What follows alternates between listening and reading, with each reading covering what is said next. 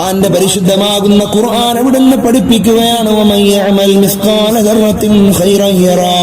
ഒരു മനുഷ്യൻ എത്ര ചെറിയ നന്മയാണെങ്കിൽ പോലും അവന്റെ ജീവിതത്തിൽ ആ നന്മ ചെയ്താൽ അതിന്റെ പ്രതിഫലം ആഖിറമാകുന്ന ലോകത്തേക്ക് അല്ലാഹു സുബ്ഹാനഹു വ തആല കൊടുക്കാൻ വേണ്ടി മാറ്റിവെക്കുകയാ.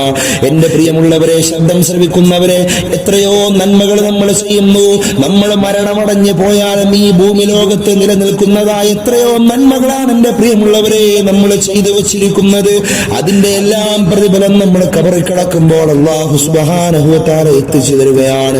നമ്മൾ പള്ളിക്ക് വേണ്ടിയിട്ട് മുസ്ഹഫ് വാങ്ങിച്ചു കൊടുത്തവരാണോ? നമ്മുടെ മരണശേഷം ആ പള്ളിയിൽ ഇരുന്നു കൊണ്ട് ഏതെങ്കിലും ഒരു വ്യക്തി പരിശുദ്ധമാകുന്ന ഖുർആൻ തുറന്നുകൊണ്ട് ആ ഖുർആനിന്റെ ഓരോ ആയത്തുകൾ ഓതിയാൽ തന്നെ അദ്ദേഹം ഓതുന്നതിന്റെ ഒരു മിസ്ല സവാബ് നിന്റെ ഖബറിലേക്ക് അല്ലാഹു സുബ്ഹാനഹു വ തആല എത്തിച്ചു തരുകയാണ്. പള്ളിക്ക് വേണ്ടി നീ സംഭാവന കൊടുത്തിട്ടുണ്ടോ? പള്ളിയുടെ മുസല്ല വാങ്ങാൻ നീ സംഭാവന കൊടുത്തിട്ടുണ്ടോ? പാവപ്പെട്ടവരാകുന്ന പെൺകുട്ടികളെ കെട്ടിക്കാൻ വേണ്ടി നീ സംഭാവനകൾ കൊടുത്തിട്ടുണ്ടോ? മുതഅല്ലിമീങ്ങളുടെ പഠനത്തിന്റെ ആവശ്യങ്ങൾക്ക് വേണ്ടി നീ സംഭാവന കൊടുത്തിട്ടുണ്ടോ? അങ്ങനെ ഒരുപാട് ജാരിയായ സദഖയിൽ നീ ഇടപെട്ടാൽ മരണത്തിന് ശേഷമാണെങ്കിലും എന്റെ പ്രിയമുള്ളവരെ അതിന്റെ പ്രതിഫലം നമ്മുടെ പക്കലേക്ക് അല്ലാഹു സുബ്ഹാനഹു വ തആല തന്നുകൊണ്ടിരിക്കുകയാണ്. ഒരു ഉദാഹരണം മാത്രമാണ് ഞാനിപ്പോൾ പറയുന്നത്. നമ്മളെല്ലാവരും മൊബൈൽ ഫോണുകൾ ഉപയോഗിക്കുന്ന ആളുകളല്ലേ? എത്രയോ മൊബൈൽ ഫോണിന്റേതായ ഡിജിറ്റൽ ടെക്നോളജികളുടെ ലോകത്തിലേക്ക് നാം ഓരോരുത്തരും ചിറകടിച്ചുകൊണ്ട് പറന്നു ചെല്ലുമ്പോ ഒരുപാട് അശ്ലീലതകള്, ഒരുപാട് ഹറാമായ മ്യൂസിക്കുകള്, ഒരുപാട് ഹറാമായതായ സംസാരത്തിന്റെ ശകലങ്ങൾ നാം ദൈനംദിനം കേട്ടുകൊണ്ടിരിക്കുകയാണ്. നമ്മുടെ കൂട്ടുകാരന് വേണ്ടിയിട്ട് നാം സജ്ജമാക്കിയതായ ഫോർമാറ്റിലേക്ക് നമ്മൾ കണ്ട് ചിരിച്ച് രസിച്ചതായ ഒരു സ്റ്റാറ്റസിന്റെ ശകലം നമ്മുടെ കൂട്ടുകാരന്റെ അക്കൗണ്ടിലേക്ക് നാം അയച്ചു കൊടുക്കുകയാണെങ്കിൽ പ്രിയമുള്ള മുഅ്മിനീങ്ങളെ, അവരും അത് കാണാൻ ഇടയാവുകയാണ്, ചിരിക്കാൻ ഇടയാവുകയാണ്, ഹറാമിൽ ഇടപെടാൻ ഇടയാവുകയാണ്.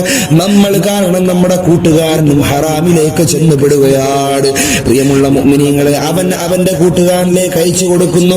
അങ്ങനെ അത് അയച്ചു കൊടുത്ത് നമ്മുടെ മരണത്തിന് ശേഷവും ആ മെസ്സേജ് ഇങ്ങനെ ഫോർവേഡ് ചെയ്തുകൊണ്ടിരിക്കുകയാണ്.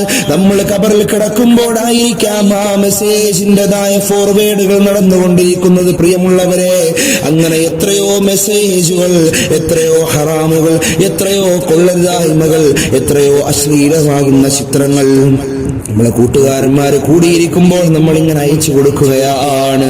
അള്ളാഹു മനസ്സിലാക്കാനുള്ള തൗഫീഖ് നൽകി അനുഗ്രഹിക്കുമാറാകട്ടെ. മൊബൈൽ ഫോൺ ഉപയോഗിക്കാതിരിക്കാൻ നമുക്കിപ്പോൾ പറ്റുകയില്ലല്ലോ. പരിശുദ്ധമാകുന്ന ദീനിന് വേണ്ടിയിട്ട് നിനക്ക് ചെയ്യാൻ പറ്റുന്നതായ ഒരു കാര്യമെന്ന് പറയട്ടെ. നീ ഒരു നന്മ നിന്റെ സ്റ്റാറ്റസിൽ ഉൾപ്പെടുത്തടാ.